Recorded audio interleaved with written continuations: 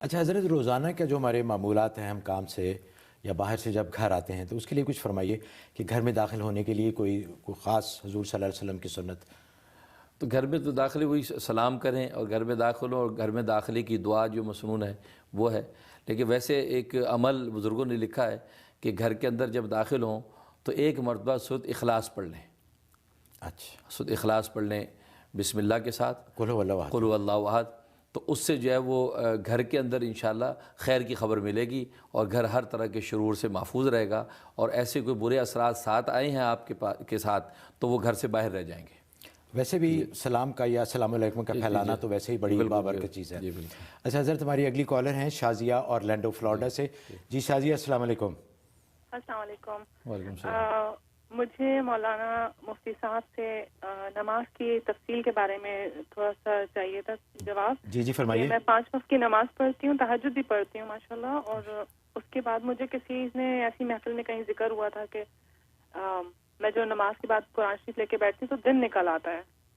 तो क्या दिन की रोशनी में भी हमारे ऊपर कोई निफिल नमाज है? और सुबह 11 बजे भी कोई निफिल है और फिर मगरिब के बाद भी मैंने कुछ सुना है कि निफली नमाज है कि हम वो पढ़ें तो बहुत अच्छा होता है। तो मुझे इसकी डिटेल थोड़ी सी कि कितनी रकत होनी चाहिए और क्या अहमियत है इन नमाजों की।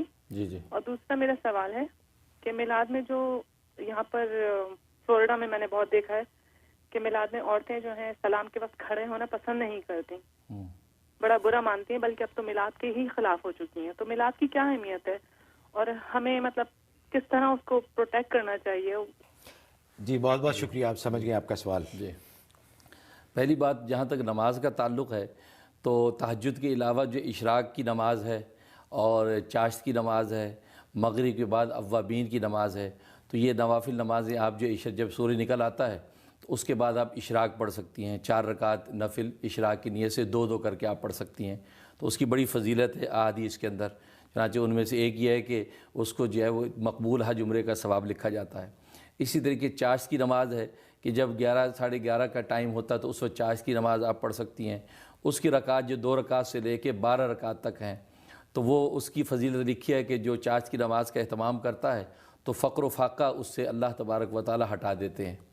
और इसी तरीके से अव्वाबीन की नमाज़ मगरिब के बाद वो 6 रकात से लेके 20 रकात तक नफिल हैं। तो आप जितना 6 पढ़ सकें, 8 पढ़ सकें, 20 पढ़ सकें, उसकी फजीलत हदीस में लिखी है कि अल्लाह तबारक व तआला जन्नत के अंदर सफ़ेद मोती का महल उसको अता फरमाते हैं। तो ये जो भी नवाफिल हैं इसका आप एहतमाम हो सके आप कर सकती हैं।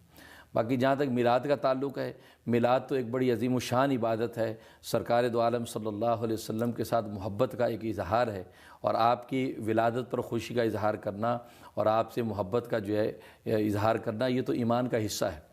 और मिलाद से मकसूद ये होता है कि वहाँ जमा होकर नबी पाक सल्लल्लाहु अलैहि वसल्लम पर सलात व सलाम पढ़ा जाता है और आपकी लाए हुए दीन पर अमल करने का अज़म किया जाता है।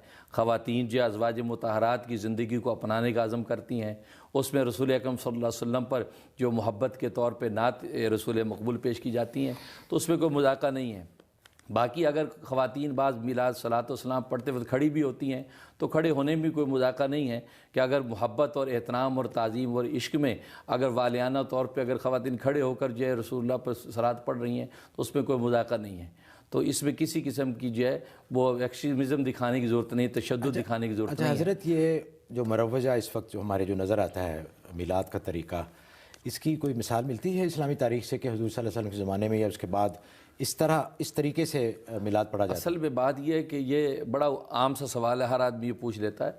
बात असल में यह है कि रसूलुल्लाह सल्लल्लाहु अलैहि वसल्लम के ज़माने में उस वक्त इतने और अहम उमूर ऐसे थे कि जिस पर जो है वो नबी करीम सल्लल्लाहु अलैहि वसल्लम और सहाबा इकराम उन अहम उमूर को निपटा रहे थे।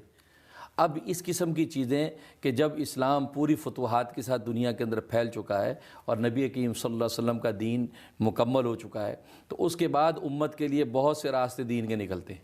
उस ज़माने में तो मदारिस दीनियाँ भी इस शक्ल में नहीं थे जैसे आज हैं। उस वक्त ना बुखारी पढ़ाई जाती थी, ना मुस्लिम, ना हिदाया, ना शरह विकाया।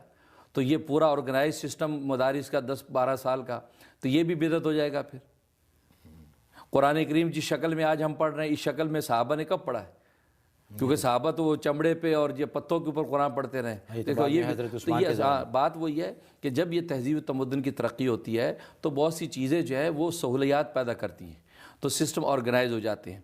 تو اس وقت جو صحابہ اکرام خود اور اتنے اہم امور کے اندر تھے کہ وہ اس طرح محفل سجا کے میلاد درود شریف کی محفل سجائیں اور آپ صلی اللہ علیہ وسلم کے حق میں نعتیں، جبکہ نعت رسول مقبول جو ہے صحابہ سے ثابت ہے، حسان میں ثابت شاعر رسول اکرم صلی اللہ علیہ وسلم ہیں، ان کے اس کے علاوہ حضرت علی رضی اللہ عنہ کے دیوان ہے، صحابہ کی عشق و محبت کے کتنے اشعار ہیں اور واقعات ہیں.